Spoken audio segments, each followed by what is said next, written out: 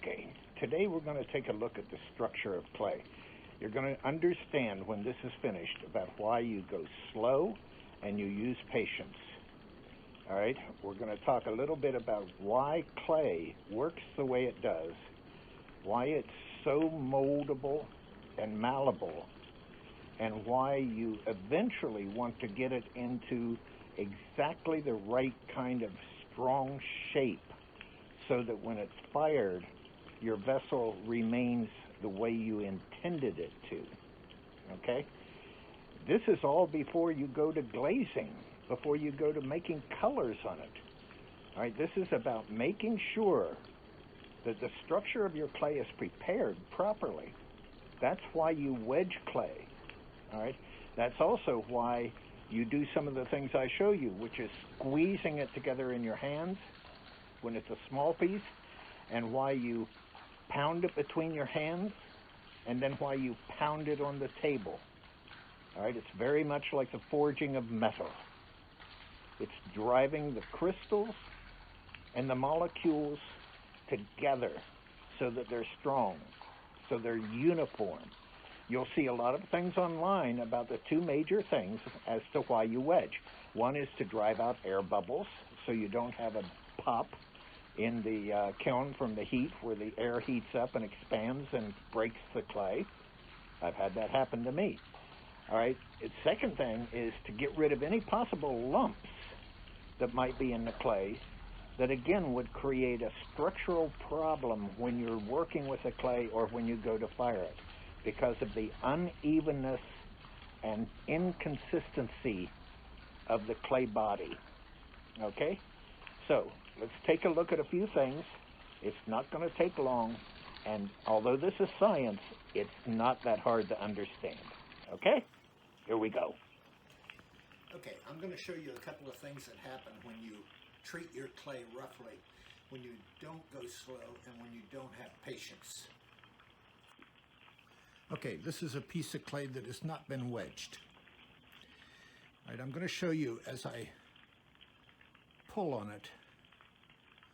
You see those tears? All right, look over here. See what's happening there? That's where the clay has not bonded well, all right?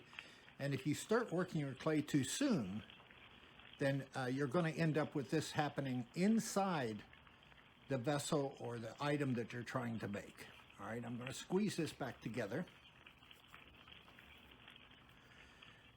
I'm going to take off a piece.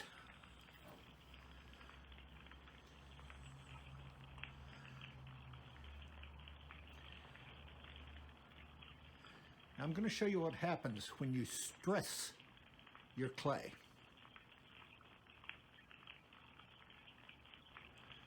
You see the way that pulled apart and cracked? All right, you see the fracture? Now this happens inside the clay first, and then it happens outside afterwards. If you squeeze too hard, all right, now there's a quick squeeze, but I want to show you what's starting to happen already. Look at those fractures beginning. Look at how easily that pulls apart. Okay, that's why you want to go slow and you want to go with patience.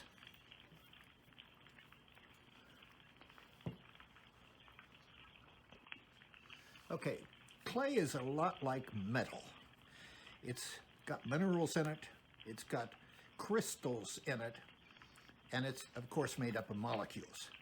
All right, when you forge metal, you heat it up so that it becomes, like clay, more pliable, so that you can hammer it, and you can force it, and you can squeeze it, and draw it out, and stretch it. But if you notice, if you ever look at any video of anybody forging, they don't try to forge it immediately. They keep striking it in the same places over and over and over again. And the same thing is true with your clay. All right, that is the reason why You squeeze the clay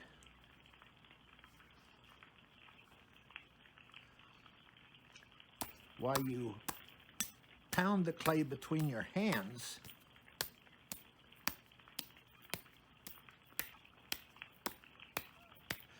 and while you slam it on the table.